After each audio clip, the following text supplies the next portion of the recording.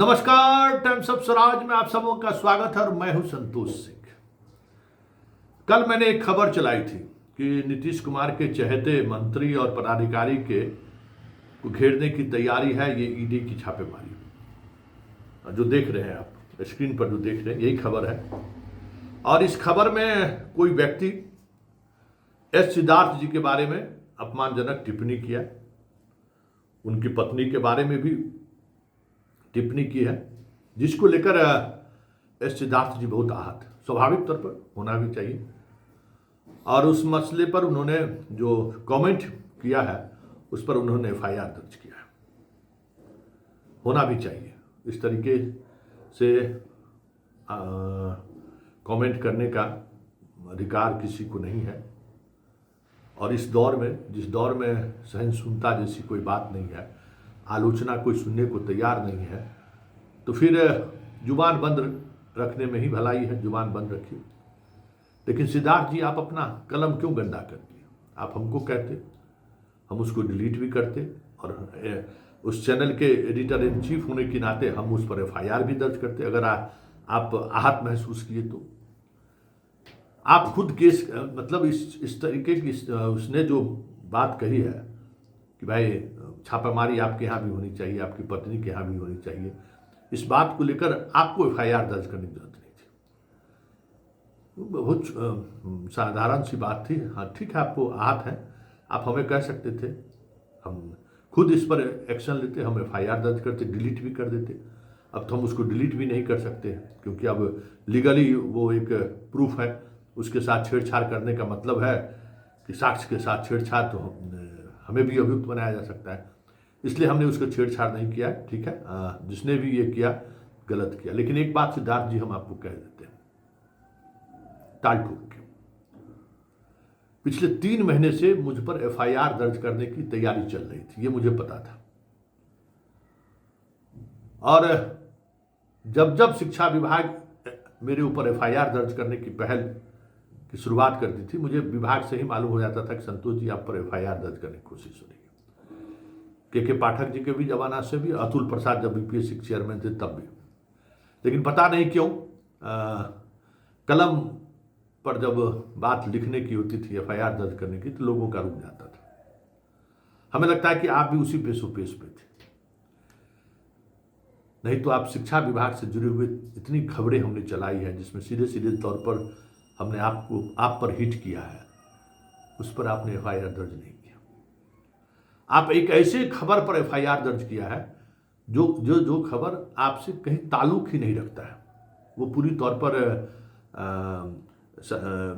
ED के छापेमारी से जुड़ी हुई खबर है। ईडी छापेमारी पर क्या उसका उद्देश्य हो सकता है, उस पर एक खबर थी, एक स्टोरी बेस्ड खबर थी, उसमें आप कहीं नहीं थे।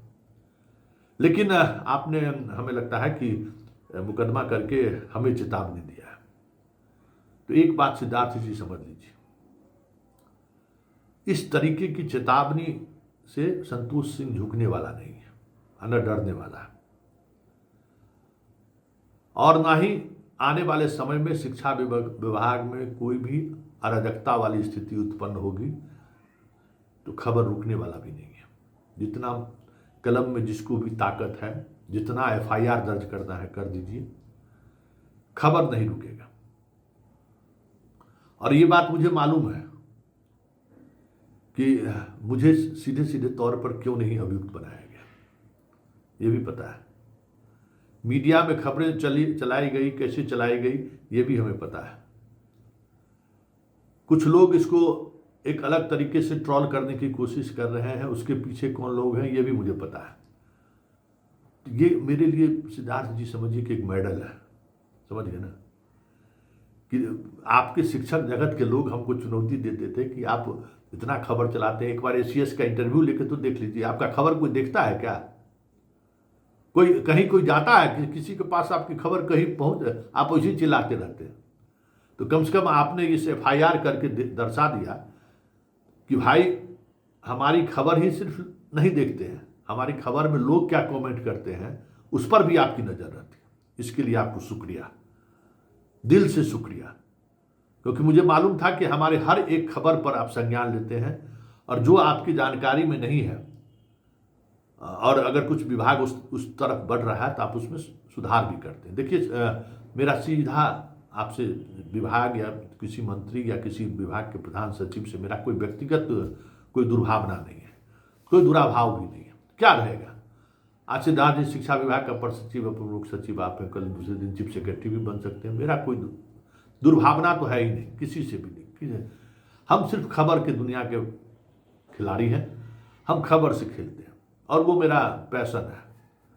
वो मरने के साथ ही खत्म होगा वो पैशन। वो भीष्म पितामह की तरह बांध के सैया पर भी सोए रहेंगे ना, तब भी मेरे दिमाग में खबर ही चलता रहेगा कि इसका मतलब क्या है।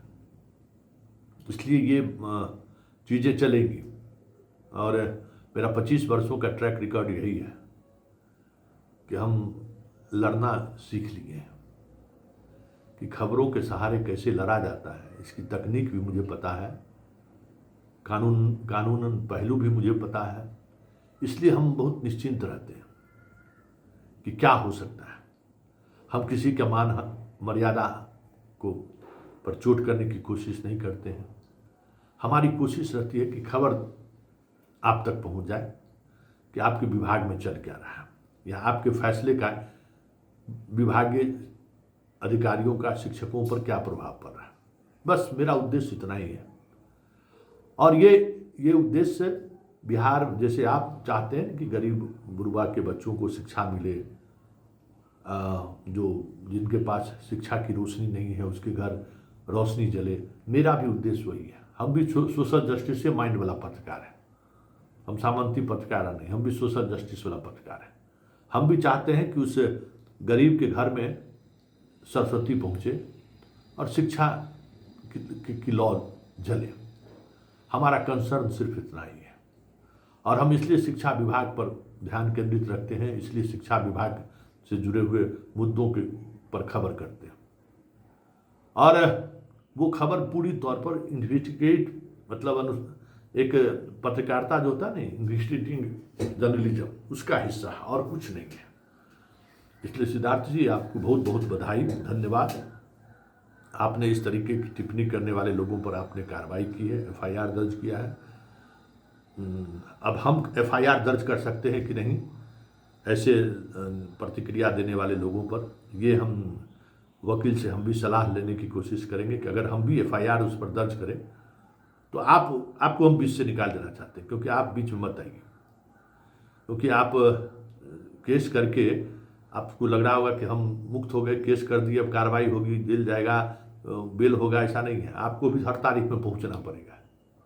शायद आपने आप एज एसीएस जो आप मतलब विभाग का जो व्यक्तिगत इस पे आपने केस किया है, ठीक है ना, तो वो विभाग आपका केस नहीं लड़ेगा जहाँ तक हमारी समझ है। बेवजह आप क्यों परेशान होइएगा। आप काम करने वाले आप पदाधिकारी हैं, काम करने का तरीका पर सवाल भले हम खड़े करते रहते हैं, लेकिन आप काम करने वाले पदाधिकारी हैं। मेरी कोशिश होगी कि इस केस में हम खुद, अगर पुलिस अगर चाहे तो हम इन्फॉर्मेंट बन सकते हैं। इन्फॉर्मेंट तो आप बन चुके हैं, मतलब अगर हमारे बयान की ज़रूरत हो या हमें कुछ कहने की ज़रूरत हो तो हम आपके इस जितना आप आहत हैं उतना ही मैं भी आहत हूँ।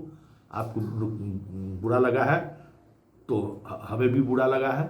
हम गवाही देंगे, आपको गवाही के लिए किसी को कहने की ज़रूरत नहीं, हम खुद गवाही देंगे। और हम पुलिस से कहेंगे कि भाई अगर सिद्धार्थ जी की जगह मुझे इस केस का इन्फॉर्मेंट अगर माना जाए, इसके लिए क्या हो सकता है लेकिन चलते चलते एक बात हम जरूर कह देते हैं सिद्धार्थ जी, कि अगर इस मुकदमा के सहारे हमें धमकाने की कोशिश होगी या आप मुझे ये सचेत कर रहे हैं कि भाई खबर चलाई गया तो हम आप पर मुकदमा कर देंगे, तो प्लीज़ इस सोच से बाहर निकल जाइए। ये झुकेगा नहीं बंदा। जहाँ आप अभी नौकरी कर रहे हैं ना, वहाँ आसपास में बहुत सारे अधिकारी हैं और बहुत सारे अधिकारी आपके डोमेन से के साथ भी हैं। बहुत सारे अधिकारी से आप समझ लीजिए कि संतोष सिंह झुकने वाला नहीं है और संतोष सिंह हमेशा सोशल जस्टिस का लड़ाई लड़ा है, ये बात समझ लीजिए। हम हमेशा मजबूत लोगों से लड़े हैं और हमें जीत भी हासिल हुआ है। और हम एक ही आदमी का बात मानते हैं, ये भी सुन लीजिए। जीवन में एक ही आदमी का बात माने हैं और नहीं तो किसी का बात नहीं माने। पत्रकारिता जीवन में अगर हम किसी एक व्यक्ति का बात माने हैं तो जहां आप हैं वही केंद्र बिंदु है, जहां हम जिनकी बात को हम सम्मान करते हैं, मान लेते हैं कि ना ठीक है, आप कह दिए तो कोई बात नहीं। उस समय हमको मेरा ईमान ये नहीं कहता है कि आप समझौता कर रहे हैं। उस समय हमें ईमान हमारा नहीं कहता है, इसलिए हम मान लेते हैं कि ना, अगर ये व्यक्ति अगर कह रहा है कि आप संतोष जी अब थोड़ा छोड़ दीजिए, तो हम छोड़ देते हैं। क्यों? उस समय मेरा ईमान कहता है कि नहीं, इनकी बातों को मान लो, इनका बड़ा योगदान है समाज के लिए, देश के लिए, राष्ट्र के लिए, बिहार के लिए, तो हम मान लेते हैं। लेकिन बाकी तो मेरा बाप भी हमसे पैरवी नहीं करता है कि खबर मत करिए। वो भी कहने से 10 बार सोचता है कि खबर के मामले में संतोष सिंह को कोई नहीं कर सकता है। हमारा ससुर जी तो जो है ना, वो खबर को लेकर नाराज हो गए। हमें नहीं पता था कि मेरी खबर की वजह से वो नाराज है।